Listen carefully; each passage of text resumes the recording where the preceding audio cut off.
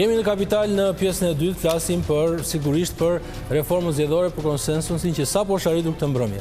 Do të thoya diçka, nëse do të shfletonim në arkivat tona në median e shkruar, në radio dhe në televizione, të 15 viteve të fundit në arkivat tona duke futur fjalën kyç reformë zgjedhore. Me siguri që do të gjenim shkrime, raportime, komente, pafund të shumë të ngjashme. Aq të ngjashme sa po të mos jenë datat aty, me siguri nuk kuptohet se për cilën periudhë bëhet fjalë dhe për cilin vit. Çfarë duhet të them? Duhet të them që reforma zgjedhore ka qenë gjithmonë një mollë sheri, një mollë bajate, pa shije, të njëjtat fjalë, të njëjtat ngërçe, të njëjtat sebepe, justifikime nga forcat politike, të njëjtat frikra, që ndoshta kanë dashur gjithmonë të mbulojnë një frikë të madhe që është humbja nga zgjedhjet.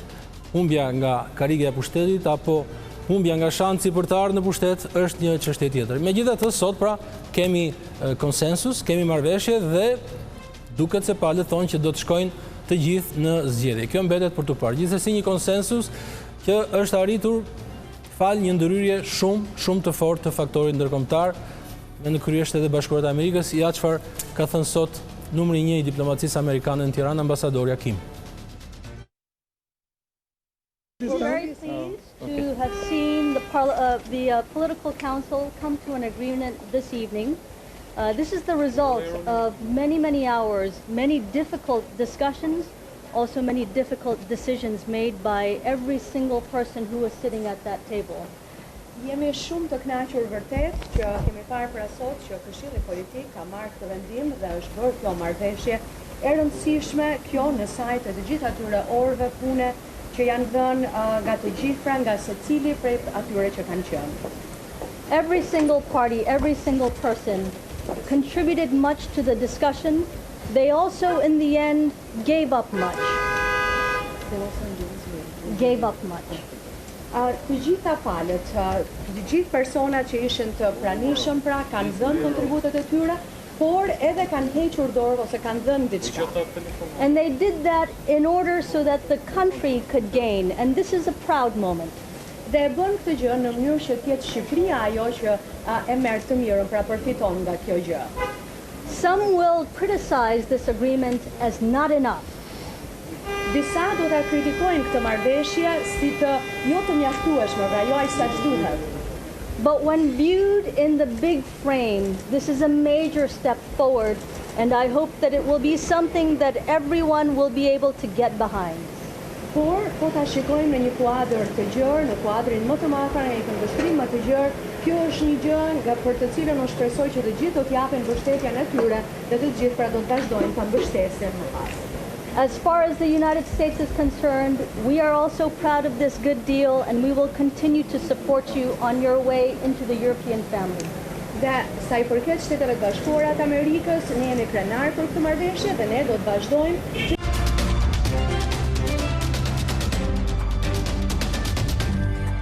Ky është qendrimi amerikan. Roland Lami, tu në Tryez, po jo vetëm, po na duket sikur nuk është arritur në një gjë madhe, ndërkohë që ambasadorët janë shumë të egzaltuar.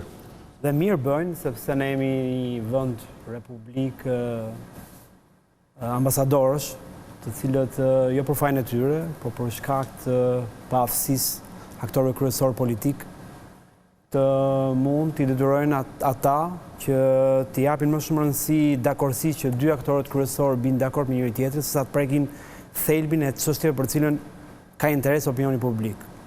Dhe në fakt nuk është i detyruar apo i obliguar qoftë përfaqësuesi i lartë i ambasadës amerikane, pasi nëse kjo nuk buron si shqetësim nga aktorët politik të cilët pretendojnë që përfaqësojnë shtresa, kategoritë të ndryshme sociale dhe ka një përgjegjësi në raport me shtetbërën këtë vend, nuk mund ta pretendosh këtë gjë nga një ambasador që ka një agent tjetër dhe ka një shqetësim tjetër në lidhje me mënyrën si funksionojnë këtu. Dhe kjo është gjithë kriza e demokracisë në këto 30 vite që kemi ne.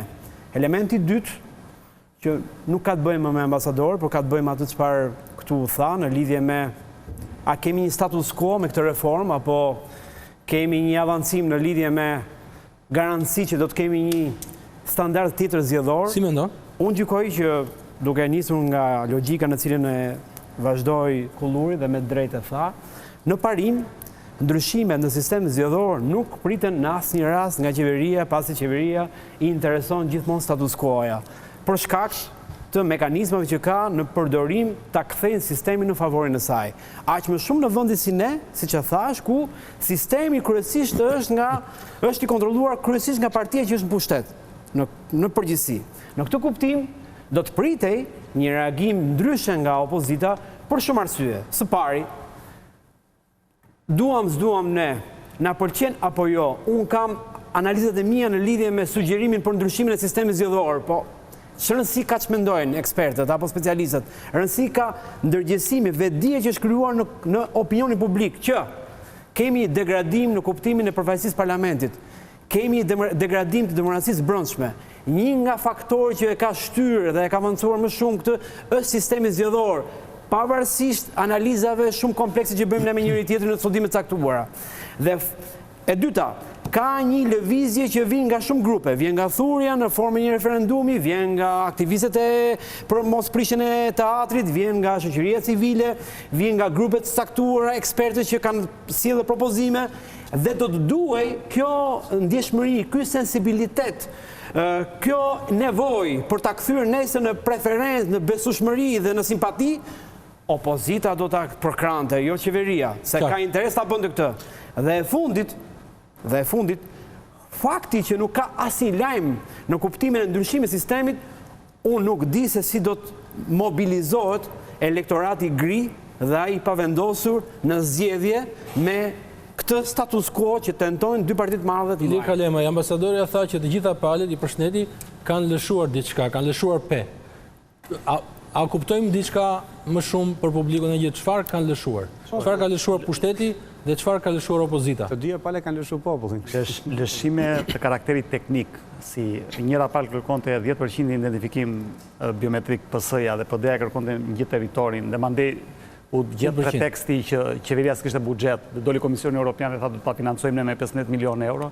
Këto mendoj që nuk janë thelbi I gjës. Thelbi I gjës mendoj që Shqipëria për fatin e saj të keq në 30 vjet nuk ka bërë, nuk ka arritur të shënjojë standarde përpara për sa I përket organizimit dhe marrëvajtjes së zgjedhjeve të lira dhe ndershme, dhe nga ana tjetër ne kemi prodhuar precedent që unë, Lami, Shabani I studiojmë, do të thonë që I kemi kontribuar politologjisë botërore. Ne kemi prodhuar këtu thagma elektorale si ajo 96-s me 122 deputet, një parti politike shumë e rëndësishme kjo që po them për opinionin publik, nga 140 veta.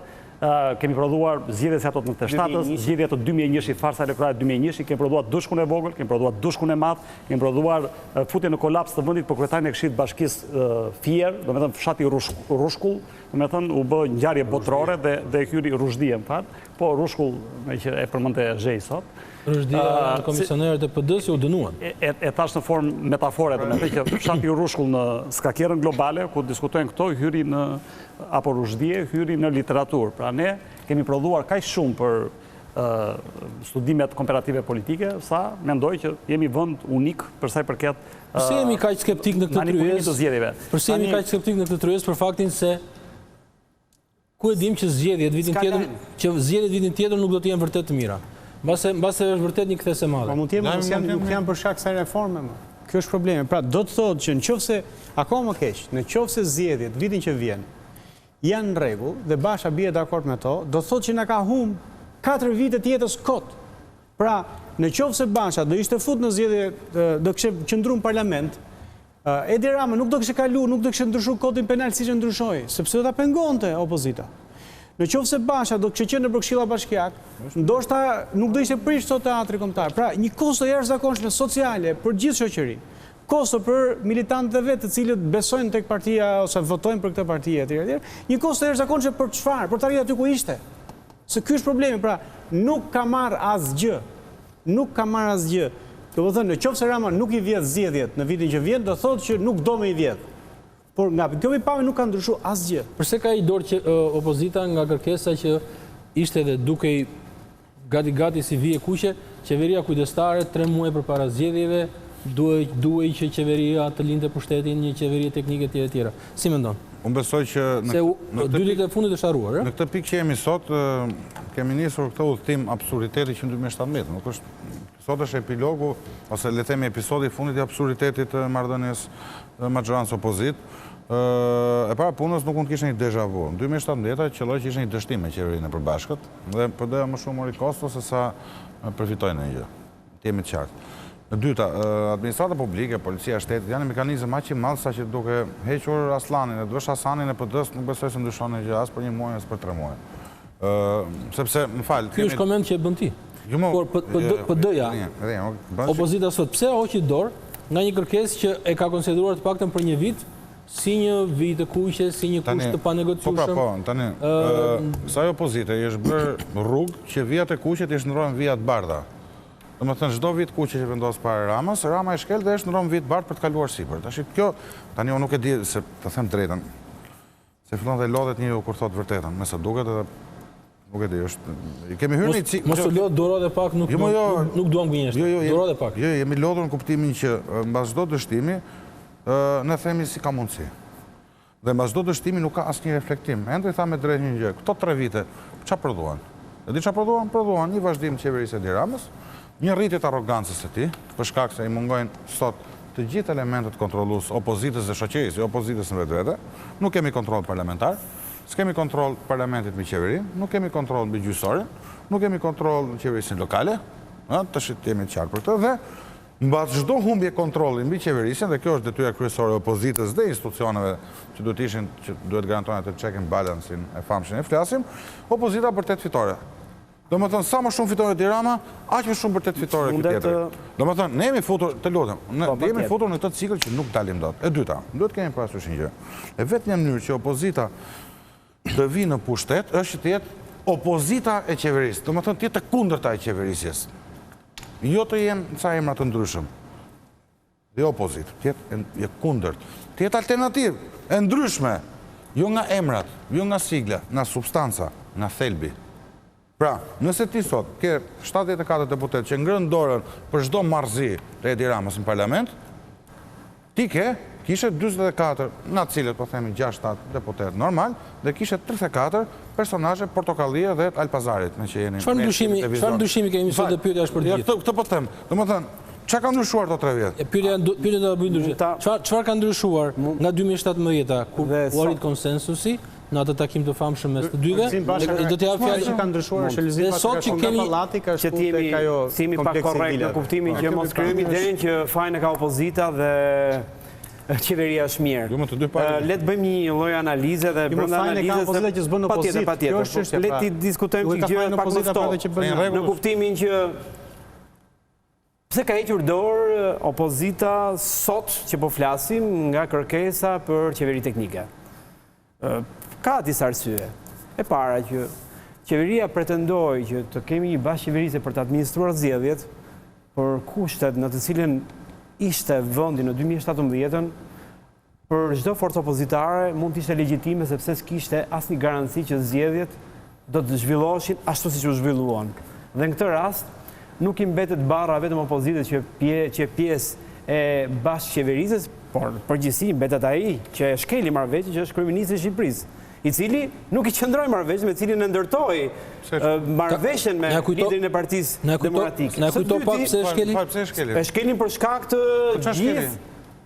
shkak të gjithë deformimeve që u bën dhe shkeljeve gjatë zhvillimit të zgjedhjeve në 2017 dhe mjaftojnë 2 dosje që sot ende s'kan përgjigje për ta kuptuar që kryeministri, ndryshe nga çfarë dakord me bashkëkryetarin apo kryetarin e Partisë Demokratike, nuk I qëndroi marrëveshjen. Në këtë kuptim, nuk I mbetet faj vetëm palës që bëhet pjesë e marrëveshjes, po edhe pala që e shkel marrëveshjen. Së dyti, le të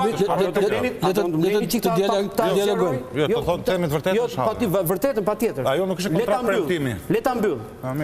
E dyta, fakti që opozita sot ka hequr dorë nga kërkesa, nuk do thotë që kërkesa në vetvete nuk është një kërkesë sui generis.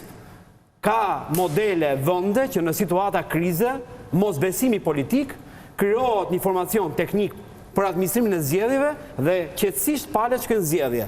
Mjafton Maqedonisë që referohemi dhe mund ta kemi këtë lloj si modeli. E treta, fakti që e mbylla me këtë tretën, e mbylla. Fakti që Partia Demokratike ka hequr dorë vjen nga fakti që ndoshta jo se pretendimi I saj nuk mund të jetë legjitim në kuptimin politik, Por faktori ndërkombëtar, për fatin e keq Partisë Demokratike, nuk bindet që është një arsye e mjaftueshme për të garantuar zgjedhjet. Në këtë kuptim, duke qenë në presion e faktorit ndërkombëtar, Partia Demokratike nuk mund t'i bëjë më harakiri vetes siç i bëri 2 vjet radhazi. Kaq është analiza. Unë kisha një gjë se ky në fakt është qëndrimi i PD-s dhe si qëndrimi i PD-s. Jo, që më gënjeu. Se zgjedhjet kanë qenë normale 2017. Më gënjeva. Jo, 2017 kanë qenë normale zgjedhjet. Po të kenë qenë normale, dakord, unë të rriqem. Gënjen PD-ja. Bëri një pyetje zotëria. Po, patjetër. Pra për ty, zgjedhjet 2017 kanë qenë të rregullta? Gjumë jo, vjet. Kanë qenë sipas parametrave që kërkohen të organizohen zgjedhjet. Nëse ka qenë kështu, unë të rriqem dhe PD-ja gënjen. Gjumë jo, PD-ja. Po tjetër kundërta ka drejt. Jo, që ka drejt. Ai ka drejt që mund të pashkëtojnë ato bashkë. Edhe vazhdo. Patjetër. Do bëj korrektim. Marrëveshja 2017-s ishte e tillë që Partia Demokratike mori në një qeveri të përkohshme, Ministrinë e Brendshme, 4-5 ministri, OSHE-n, edhe disa ndërmarrje të tjera. Disa drejtori qendrore. Po edhe ndonjë ndërmarrje. Disa pastrimit, ndërmarrje. Mori drejtorin e burgjeve, nuk mori pa. Po, se këto ishin probleme më shumë. Edhe pra tani, në momentin që hyri në këtë qeveri dhe mori me të marrëveshje këto institucione, i mori që mos vjedheshin votat. Nuk mori një marrëveshje ku Rama premtoi me shkrim që unë nuk do t'i vjedh votat. Pra landi ndajni mendjen. Kjo ishte marrëveshje me premtim, apo ishte marrëveshje për të marrë garanci institucionale për të penguar vjedhjen? Ishte marrëveshje me premtim dhe garanci. Edhe një pas dilemën e këtij se kam unë këtu. Unë jam shumë i qartë. Pra, në momentin që ti futesh në të qeveri, që të marrë disa garanci që mos ta lejosh atë, pra duke i drejtuar këto institucione penguese për vjedhjen e votës, duhet të themi këtë. Në qoftë se ky i ka zënë be për kokë të Partisë Socialiste që unë nuk do t'i vjedh votat, dhe ndërkohë ky për çfarë futu qeveri pastaj? Për t'i dhënë ca rroga ca njerëzve. Se lutem pra, të jemi koherent. Tani, të vërtetën time do? Të vërtetën time do? Po, patjetër. Ashtu, e vërteta ime është se nuk ka i të vërtet. Patjetër, ka shumë. Bota është pluraliste nga pikpamja e fakteve. I gjithmonë, se ca gjëra. Që Edi Rama i ka futur që këtu janë bler vota, nuk e diskutoj fare, dhe ato 2 dosje në fakt janë lidhje me 2015 dhe 2016. Se unë thash një element shumë interesant që rrezon pjesërisht. Janë bler vota dhe janë bler gjithmonë. Ky që tepron me këtë punë, ky nuk dy partitë më dha blejnë vota. Që Rama e ka tepruar, kjo është e qartë. Ai që është i madh ka fuqia i blen vota. Nuk ka thënë njëri që Edi Rama është burr i mirë. Mund të them falësh. Tani gjë se s'leni as jetë marrë. Kam 3 herë që nis çdo njëri. E dyta. Zoti Lulzim Basha ka thënë që përgjegjësinë për listat, për marrëveshjen dhe për fushatën e kamu, Biles Berisha i ka thënë fushat mizerabël, apo jo? Tani këtu i bie o gënjen Berisha o gënjen Basha, ose unë. Qartë. Këto do të themi tani që Lulzim Basha i ka humbur zgjedhjet vet, kryesisht në masën. Të shikojmë përpara. Po çfarë shikojmë përpara? I kemi bërë analizë. Po është një njëri me të njëjtat vese, me të njëjtat budallëqe, ti thua çfarë shikojmë para? Këtë film që ke parë. Edhe një herë, tani ju besoni se do vi dikush me shkop magjik do i bëj magji atij. Pse të thash në fillim? Ti ke sot një opozitë që ecën 3 me ndryshme, ke një opozitë që nuk ka kohezion moral dhe politik, ke një opozitë që s'ka bërë asgjë për të përmirësuar gjithë gabimet e rënda dhe fajet e 2017-s, ti thua shikojmë përpara. Shikoj, politika nuk ecet me bestytni. Ne nuk do shkojmë te orakulli i Delfit edhe inshallah zbaton Luli nga smundjet që e kanë. Nuk është zgjidhje kjo. Një ish senator i famshëm amerikan thoshte dikur që vetëm amatorët i vjedhin zgjedhjet në kutitë e votimit. Në fakt është një libër shumë i mirë që është botuar dhe në Shqip kohët e fundit me Sadi, se si të vjedhësh një palzgjedhje, Anik Çizmen dhe Brian Klaas, janë 2 autorë amerikanë dhe britanik, ku marrin një studim krahasus në pak në 40 shtetet të botës, dhe shohin që kohët e fundit, sidomos vitet e fundit, një pjesë e mirë e vendeve, qoftë e vendeve të Europës Midore Qendrore, sidomos të fundit, janë duke rrëshqitur drejt autoritarizmit, ku partitë në pushtet e kanë shumë më të lehtë për të manipuluar zgjedhjet. Dhe kjo ndodh në fakt në demokracitë e zhvilluara, po të shikojmë për shembull vetëm 8% e kongresmenëve amerikanë zgjidhen për herë të parë. Pra tregon që ata që janë në pushtet, arrin të ruajnë pushtetin. Riprodhojnë vetë. Por ndryshimi i është se në Amerikë, ata e bëjnë nëpërmjet gerrymandering, do të thënë nëpërmjet asaj që njihet si salamandra elektorale, që vjen 10 vjet me reforma disa. Po pra.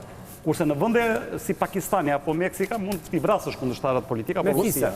Mund të shpjegosh për publikun e gjërë gerrymandering e gjërat të tjera, se nuk kupton çdo njeri. Salamandra elektorale që i quajmë ne, domethënë ajo reforma e famshme territoriale, reforma administrative, në fakt nuk është asnjë reformë mirëfillt administrative. Ajo prodhon një salamandër elektorale. Për shembull, për ta bërë më konkrete për publikun e gjerë, Tiranës ju hoq Paskuqani, që është një rezervuar votash të djata, dhe ju bashkangjit Kamzës. Dhe i bie që 50 vite të ardhshëm në Kamzë të kemi një kandidat demokrat që do fitoj zgjedhjet, dhe Tiranës ju bashkangjitën krahas votave që kishte dhe Zallheri, Zaldajt, Zallbastar, pra gjitha ish komunat majta, të cilat e çojnë rezultatin në favor të Partisë Socialiste, kushdo qoftë ky kandidati në start. Natyrisht, zgjedhjet asnjëherë nuk humben apo fitojnë nga procesi votimit. Zgjedhjet fitojnë dhe humben me frymë. Zgjedhjet fitojnë dhe humben nëpërmjet mekanizmave të demokracisë brendshme. Në Shqipëri nuk vjedhen votat si janë vjedhur në vitet 90 deri në vitin 2000. Fjala vjedhje e votash kam përshtypjen është metafora e deformimit të vullnetit, ëh? Aty doja të dila dhe për ta mbyllur, për të ndihmuar dhe debatin mes Lamit dhe Kullurit, domethënë kur flasim për dosjet e famkeqe 187 apo sa ishte ajo tjetra e Dibrës 399. Do me thënë, votat nuk është fjala vetëm se janë vjedhur kutit e votimit, pra në formën që vjedheshin 91, 92, 96. Nuk kanë vjedhur dhe nuk thuhet që kanë vjedhur në atë mënyrë. Sot vota blihet. Sot vota blihet përpara pranetën dhe identifikimi biometrik, dhe diku e parandalon këtë gjë, po sot vota blihet me tesin e mjellit dikur, me një celular, me një aparat celular apo me një 50 euro sot. Dhe ne kemi parë shumë atë frikshme dhe këto janë të evidentuara, ka dhe studime për këtë gjë. Instituti Studime Politike ka nxjerrë para ca kohësh që ka kushtuar fushatat elektorale edhe 500.000 edhe 1 milion euro për kandidat saktuar. Kush është ai oligark apo jo që duhet shpenzoj 500.000 euro për të bërë deputet në Shqipëri? Për një rok deputeti. Dhe kjo tregon në thelb korruptimin e procesit zgjedhor. Unë jam dakord me Lami. Po kush i ka shpenzuar nëse nuk i shpenzon oligarku? 500.000 apo 1 milion? Po pse duhet shpenzojnë 500.000 apo 1 milion euro? Përse? E qartë. Pse duhet shpenzojnë Endri, me që po përsa dhe radhën. Atë që tha zoti Lami, nuk po i bëjmë opozit bashës me ide që e ka fa. Sikur po e kanalizojmë gjithë debatin nga opozita ndërkohë që harrojmë qeverinë, e cila është problemi. Patjetër. Se pita 5 minuta. Patjetër. Nuk po i bëjmë opozit bashës sepse e ka fajin Basha që vjedh Rama. Po i bëjmë opozit bashës se nuk i bën opozit Ramës. Pra të gjitha kritikat që po bëjmë ndaj Bashës është sepse nuk po garanton e para votat dhe mbështetjen e simpatizantëve vet, dhe e dyta, ne e paguajmë, nuk na bën në nder në opozita që t'i bëj ball Edi Ramës, e paguajmë, ne japim partive politike PD-s, LSI-s, vetëm këto vite kemi dhënë 650 milion lekë. Ja kemi dhënë nga taksat tona që t'i bëj rezistencë Edi Ramës. Pra, dhe ne kërkojmë, bijem plotësisht dakord se është e kot diskutojmë më për Ramën. Pra, i kemi parë me prova, Rama vjedh, manipulon, abuzon, nuk është, pra, e marrim mirëqëm këtë pjesë. Çështja është kush i bën ball ti njeriu. Dhe ndërkohë ky kthehet në një pateric. Pra, ky kthehet në një pateric Edi Ramës. Kjo është kritika për cilën kemi ndaj. Thjesht Edi ec përpara se pas keni tregun e pa prekur. E dyta, ajo që ndodh në shoqëri, ajo që ndodh, analizojmë problemin. Po, patjetër, po. Ajo që ndodh në shoqëri është që grupet e njerëzit mendojnë kanë mendime ndryshme. Dhe nga që kanë mendime ndryshme, organizohen për parti politike, të cilat përfaqësojnë mendimet e ndryshme. Kur partitë mendojnë njësoj, ajo që praktikisht ndodh është pra, ndarja nuk është më midis partive politike, po është midis establishmentit dhe shoqërisë. Pse? Një pjesë e madhe e shoqërisë, përfshi peticionin për 50.000 firma që ne kemi dorëzuar në parlament, kërkon një ndryshim të sistemit zgjedhor, ndryshim të demokratizim partive politike, kërkon ndryshim, ka debat, ka mendime të reja. Ndërkohë, Lulzim Bash dhe Edi Rama mendojnë njësoj. Janë njësoj, janë në një linjë, kanë një ide, madje ndoshta Basha është dhe më konservator se sa Rama për sa i përket hapjes, për sa i përket demokratizimit e tjerë e tjerë.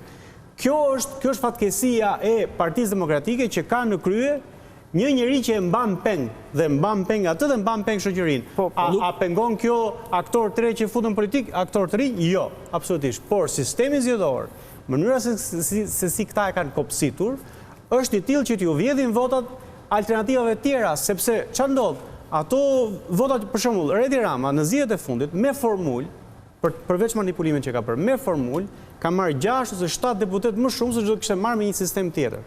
Kujt ja ka marrë ato? Ja ka marrë partive të vogla pra. Pra, dikush ka votuar për një alternativë tjetër, e ka marrë Edi Rama e ka bërë mandat për vete. Do të diskutojmë pak më vonë që sistemi gjithsesi nuk u prek dhe me sa duket nuk ka ndërmend ta prekin, por nuk duhet ta harrojmë një pol tjetër politik mjaft të rëndësishëm dhe shumë aktiv prej kohësh, jo vetëm ditë e fundit që është presidenti i Republikës dhe sot kemi parë qëndrimin e tij në një konferencë shtypi gjatë paradites. Leta regjia lutem më ndihmoni me prononcimin e presidentit të Republikës Ilir Meta. Mesazhi i im për opozitën ka qenë ky.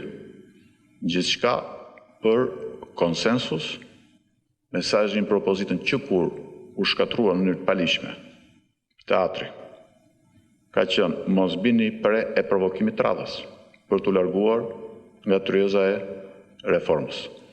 Mesazhi tjetër ka qenë mos paraqisni një listë dëshirash, por qëndroni qartë tek ato element bazik për cilat do të keni përkrajen e partnerëve ndërkombëtar.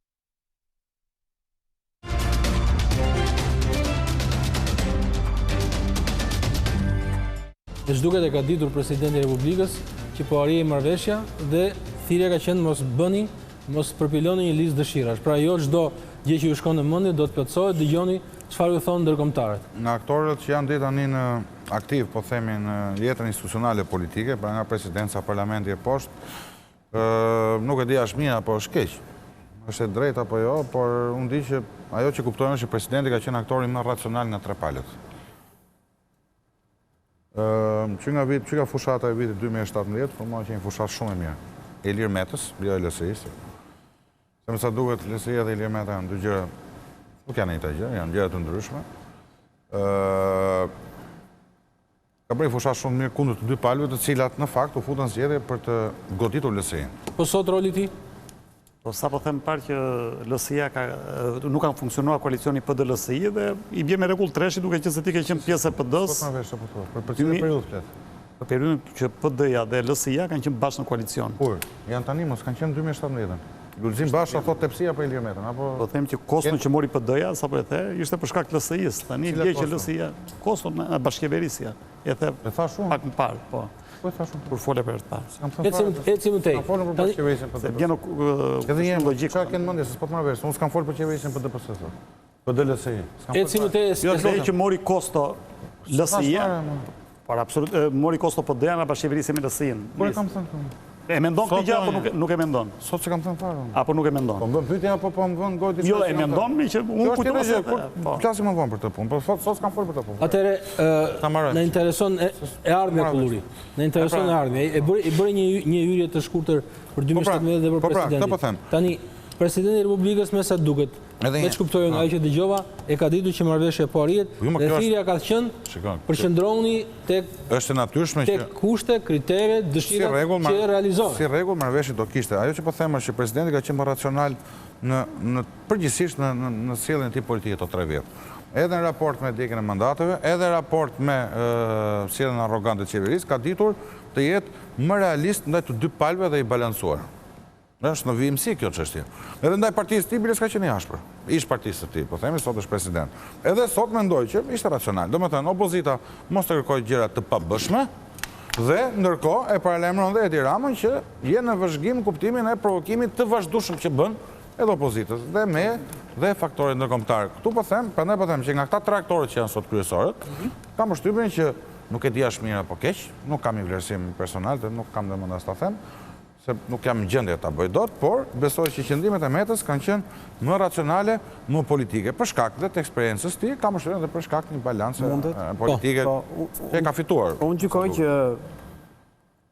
nga deklarata e presidentit edhe nga mesazhet e nënkuptuara që janë dhënë qoftë nga ambasadore amerikane, por ka një koordinim edhe nga vetë shtypi majt për të krijuar idenë që zoti Basha është në një dilemë për të vendosur, nëse jo për ta pranuar marrëveshjen që është vendosur përpara tavolinës për të rënë dakord për sistemin zgjedhor, gjykoj që ka brenda një të vërtet, në ç'kuptim sipas meje.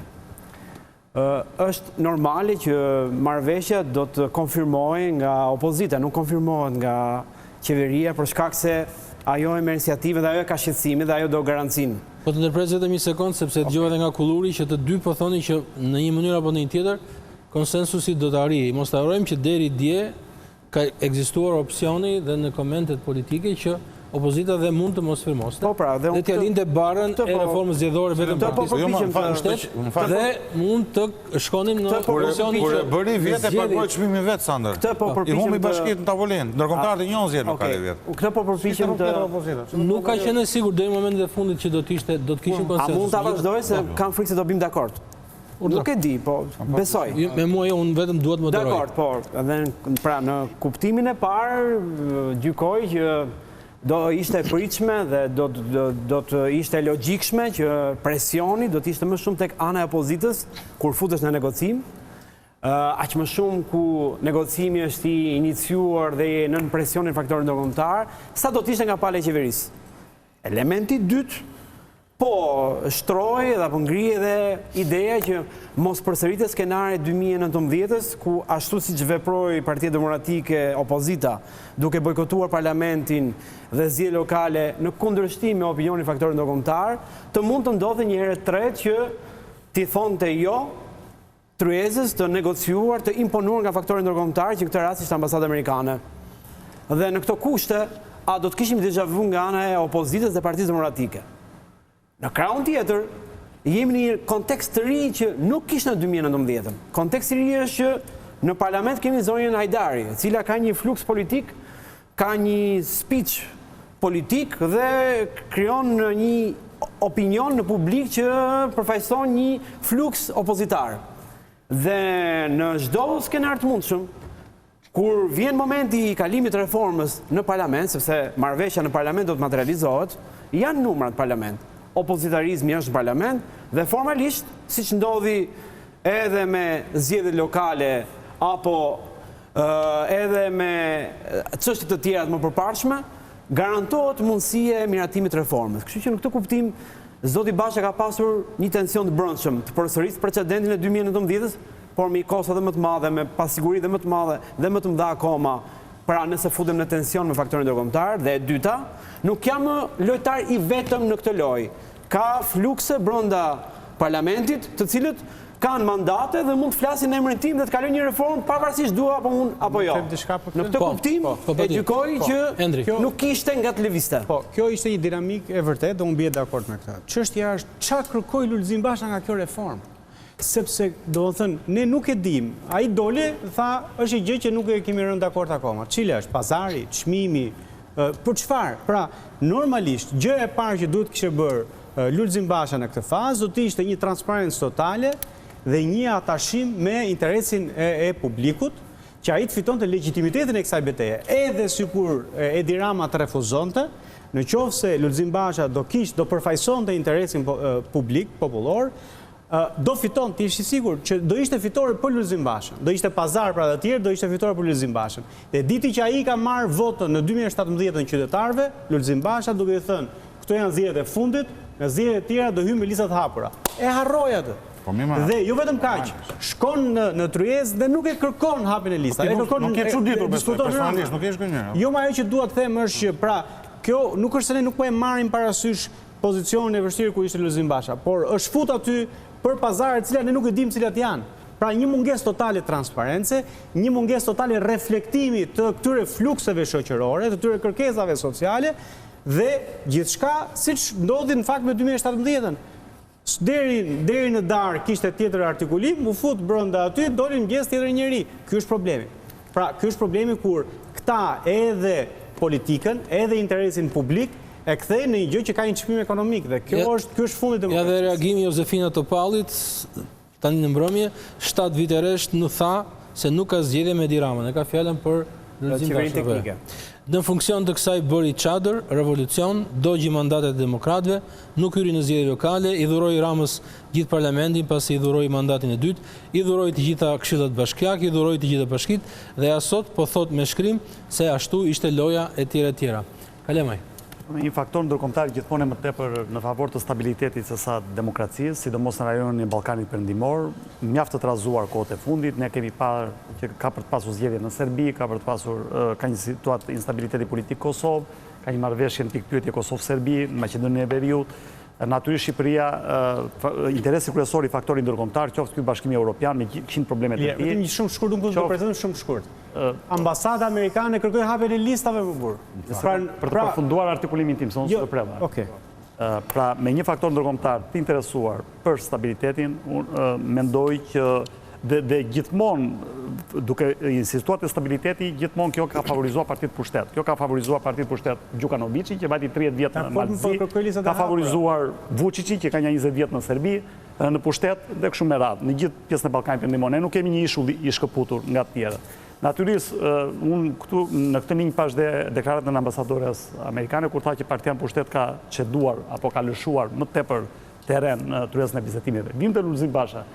Unë bie dakord me atë që tha Lami që mundësitë e përzgjedhjes që ai kishte ishin shumë të vogla. Domethënë nëse ai do vazhdonte me rrugën e radikalizimit politik, me rrugën e protestave pa fat, me rrugën e kontestimit dhe bojkotit ndërkombëtar, ai do alienohej dhe do izolohej. Domethënë nga ana tjetër ai mendoi që ka bërë një bazë politik që ato 71-72.000 votat që ka humbur në zgjedhjet e kaluara, si rezultat i disa faktorëve, janë fiksa që Kulluri, bile i nxora dhe për...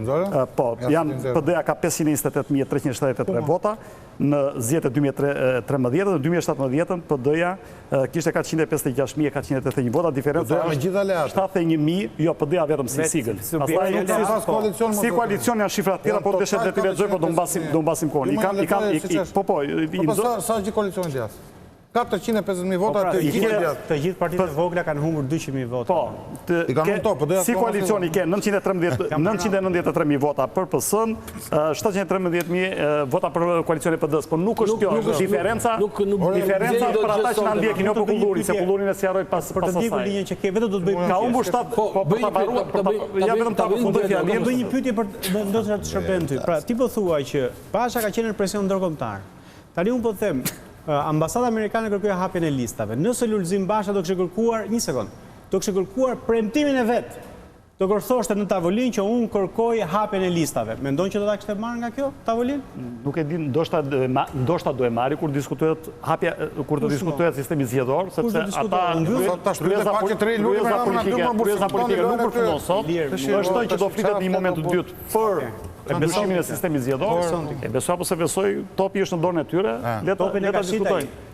Sistemi zgjedhor mund të bëjmë, ta vazhdojmë debatin me sistemi zgjedhor, po themi në lidhje me çfarë mund të arrijej sot për zgjedhjet që po ofrohen. Dhe siç e thash dhe më parë, disa pika ishin dakorcuar në parim, që nga aksesi mediatik, që nga financimi publik i partive politike, që nga fakti i identifikimit biometrik që të shmangin votimi familjar. Sistemi zgjedhor deri në vitin 2021 është çështje. 71, 72.000. Ka shanse me këtë që të pamësoj. Dakor, po 71, 72.000 vota janë të rikuperueshme, duke pa parasysh krizën ekonomike -9% që do shkojë këtë vit, se ne nuk mund të marrim fotografim e 2017-s dhe fotokopje dhe të themi që do ndodhi e njëjta gjë eksaktësisht 2021-shin. Sot shqiptarët këtë vit nuk kanë pasur mundësi të largohen në masë, si që janë larguar në vitet e kaluara, ku kemi pasur një erozion prej 450.000 të pakënaqurësh, të cilët në fundit janë vota penalizuese për opozitën.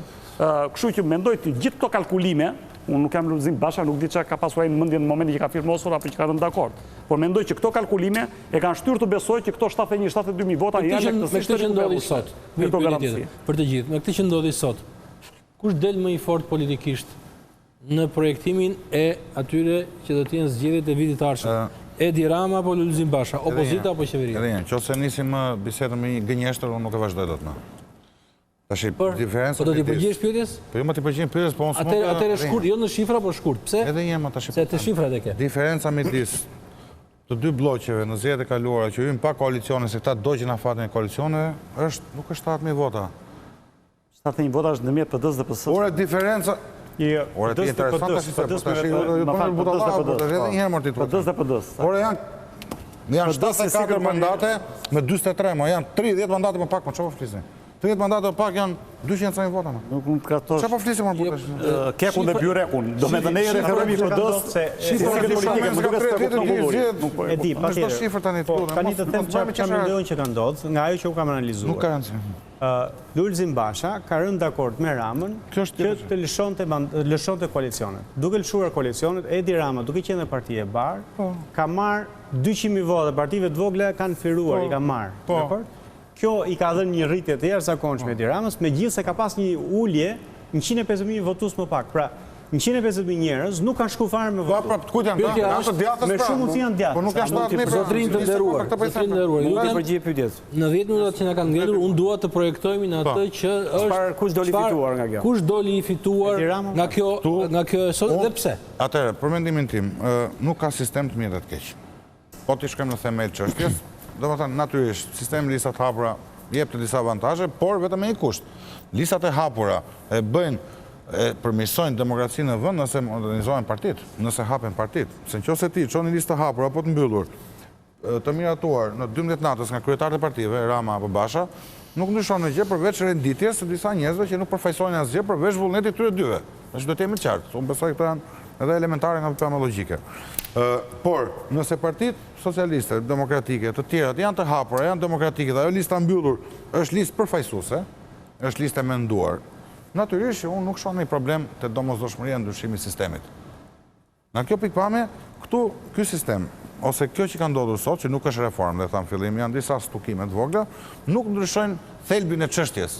Thelbi i çështjes është, a do mundet kjo opozit të mundi këtë majorancë me gjithë problemet që thot zoti Kalemaj, kam thënë 7 vjetë, 20 vjetë për Edi Ramën dhe qëndrojnë gjitha, të jetë modeli më i mirë, apo ky nuk do ta bëjë dot do ketë faktor të tjerë opozitar? Kjo është pikpyetje. Unë mendoj, mbas mbylljes së marrëveshjes sot do ketë shumë zhvillime. E para punës. Presioni nuk është me Edi Ramën. Presioni është me opozitën. Lulzim Basha tani, ja ta themu. Lulzim Basha ka dy rrugë.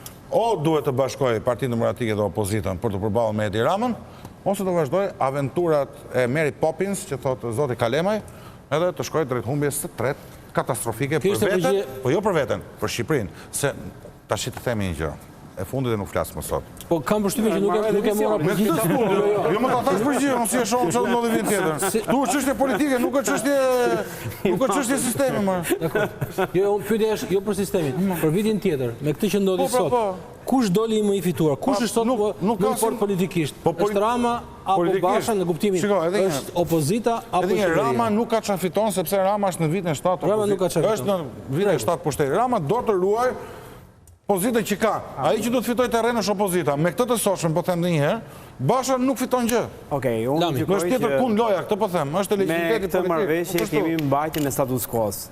Por, nëse në marrëveshje mund të ketë ndodhur një ngjarje e madhe që s'ka ndodhur në 30 vite, por ne nuk kemi gjendje ta parashikojmë që mund të ndodhë në këto zgjedhje ku aktorët politik bien dakord në së fundi që të kenë vullnetin që të bëjnë zgjedhje normale, sepse çështjet e zgjedhjeve nuk janë çështje sistemi, ligjesh, por janë çështje vullnetesh politike. Një element të marr kanë rënë dakord për identifikimin biometrik. Në të gjitha mati që bën, në studimin që zoti Kalemaj tha këtu me të drejtë, mjafton të ketë vullnet politik, 1-2 hakera e hedhin në erë të gjithë databazat e të dhënave dhe mënyrën si zhvillon votimi. Pra vetë vullneti politik është garant. Po nuk është, jo, një sekond. Nuk është fjala për votimin. Po jo, pra identifikimin e identifikimi biometrik. Më keq. Jo, një sekond. Dhe identifikimi biometrik. Me aq sa di unë është fjala për një. Ja po ta them dhe unë pra. Po një sekond pra. Me aq sa di unë është fjala për një identifikim offline. Po, me gjurë me të gjitha, por... Do më thënë që një njeri është një makinë që nuk është e lidhur me sistemin, por studime dhe vënde tjera që kanë... Po futa sero për publikun, po futet karta e identitetit, kjo makina nuk është e lidhur me sistemin, nuk hakerohet, nuk piratohet, sepse është një makinë e thjeshtë që futet karta dhe... Si verifikon ajo posulimin e sistemit? O të dashur... Jo, ka sistem offline. Po pra një të sistemi qendror. Jo, pasi është... O të dashur televizikues që po na shihni. Pasi është bërë setapi... Mjafton të futeni në Google dhe të shikoni vende që kanë sistem elektronik identifikimi për të parë që në vende që kanë të instaluar të sistem nuk mungojnë rastet e deformimit të dhënave, sepse futen hakera, për arsye se mungon vullnet politik. Tani kthehemi këtë çështja. E dytë, elementi i dytë është e faktuar. A do të ishte devijimi i vullnetit politik me makina të tilla, sa do të papërkryera, më i madh apo më i vogël se sa sistemi që kemi sot... Nuk e dim. Nuk e dim, sepse centralizohet vjedhja dhe bëhet më lehtë për ta organizuar. Por, nëse ka mungesë vullneti politik, o të dashur njerëz që po na shihni në studio, vjedhen zgjedhjet. Nuk ka asnjë mekanizëm, asnjë sistem që e mbron. A mund të jenë këto zgjedhje të cilët ka vendosur një... Po doja thot 100%. A mund të jenë këto zgjedhje që kanë vendosur një marrëveshje të re? Unë shpresoj të ketë ndodhur kjo, se do jetë lajm i madh. Eksperienca 30 viteve na ka zgënjur. Por nuk them e dyta, pse është mbajtur status quo-ja? Unë mbi dakord që nëse mbaj status quo-ja, palja që u mbet është opozita, nuk është qeveria, sepse çdo njeri i lëkundur, i dyshues, thot, cilë është e reja në këto zgjedhje? Çfarë më ofrojnë këto zgjedhje ndryshe nga zgjedhjet e tjera. Dhe opozita duhet të sforcohet shumë për shkak se nuk e prekun sistemin të tregojë një model ndryshe në procedurën e zgjedhjes kandidatit, në mënyrën si organizon fushatën, në mënyrën si do të komunikojmë me elektoratin. Është gjendje zoti Basha ta bëj këtë? Ta vëmë prosh. Kush doli më i fortë politikisht Endri sot? Shiko, nuk është problem kush doli më i fortë. Nuk e themi dot. Me Lulzim Bashën në shumë kollaj dalesh i fortë, sepse ai hyn për të humbë. Domethënë ndodh shumë rrallë që dikush futet lojë me humb.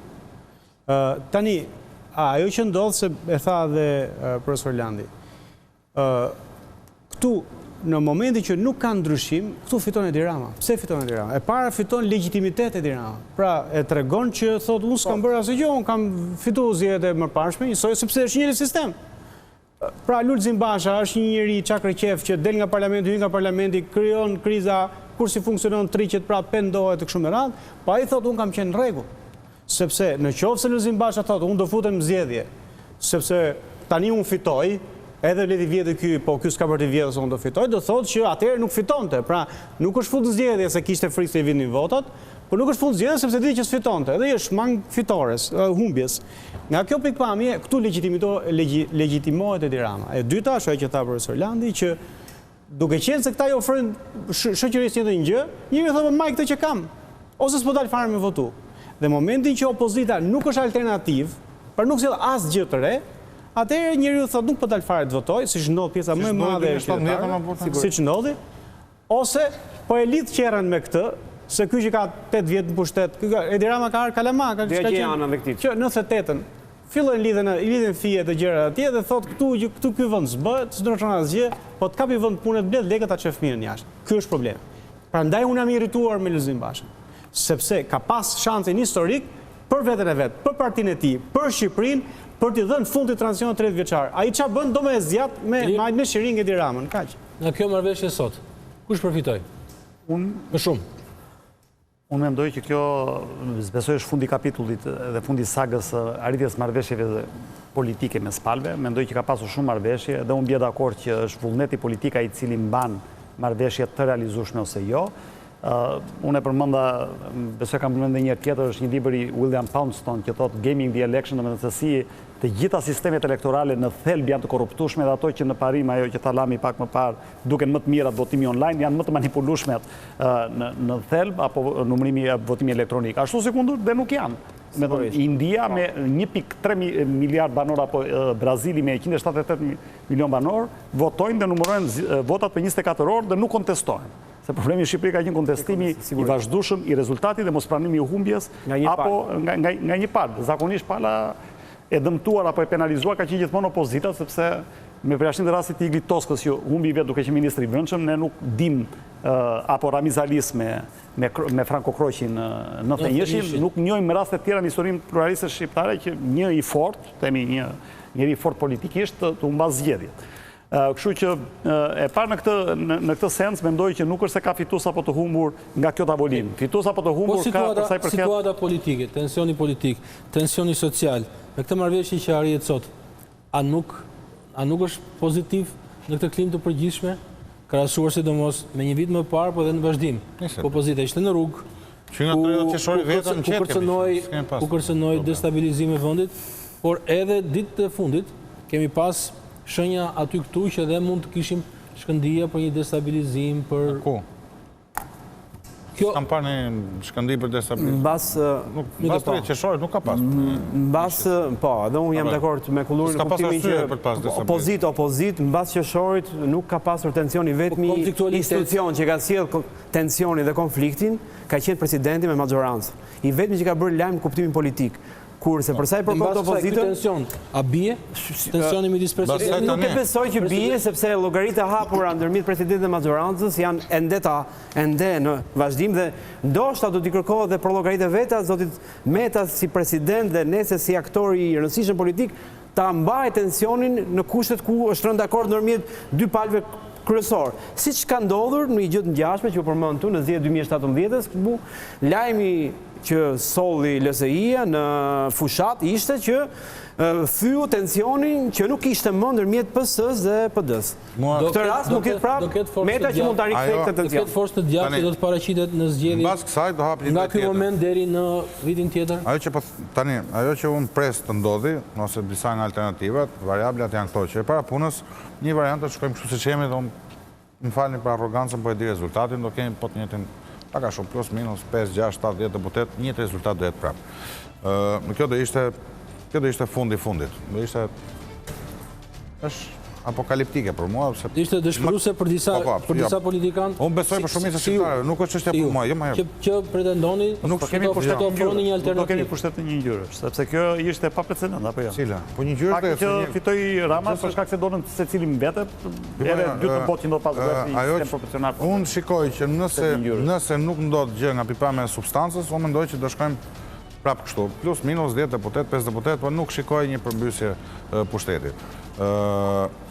Nëse do ketë ndryshime edhe nga e majta, edhe nga e djatha, brenda partive, ose jashtë partive, kemi dinamik të re. Unë besoj që Rama nuk ka asnjë interes të hapi Partinë Socialiste, ka shumë larg tani, në vitin e 7, edhe pastaj kam përshtypjen që edhe filozofia nuk ka edhe interes. Jo, nuk ka interes një dhe dyta, kur hyn në një logjik mëkatesh pafund, pastaj është e vështirë që të reflektosh. Nuk kam parë asnjë qeveri të reflektojë në vitin e dytë, në mandat vetëm le të mbaroj. Më ka filluar sigla, përfundoj. Nëse do ketë pastaj forcat reja dhe të majta dhe të djatha, besoj që do kemi pastaj ndryshime të skenës politike. Unë uroj që faktorët koshient me një moral politik nga e djatha, nga pritë ndryshimi, besoj që duhet gjejnë forcën të shkojnë përtej Republikës së Re për të krijuar, edhe një herë po e them, një front opozitar të djathtë, të vërtet, jo nga ata që bën këto lojrat e. Dhe në këtë mbrëmje të së premtes, Topi që ishte deri në momentet e fundit që ishte mister se nga do të dëgjojë dhe nga do të ide nga opozita, më në fund duket se u hodh me konsensusin, me marrëveshjen me Partinë Socialiste në pushtet. Sigurisht që mund të jetë vetëm fillimi i një faze të re politike që nga ky moment deri vitin e ardhshëm, këtu do të jemi në studion tonë, do të diskutojmë. Dua të falenderoj Endri Shabanin, Roland Lamin, Ilir Kalemaj dhe Edvin Kullurin, zonja e Zotrinj. Ky ishte Kapital për sonte. Natë mirë.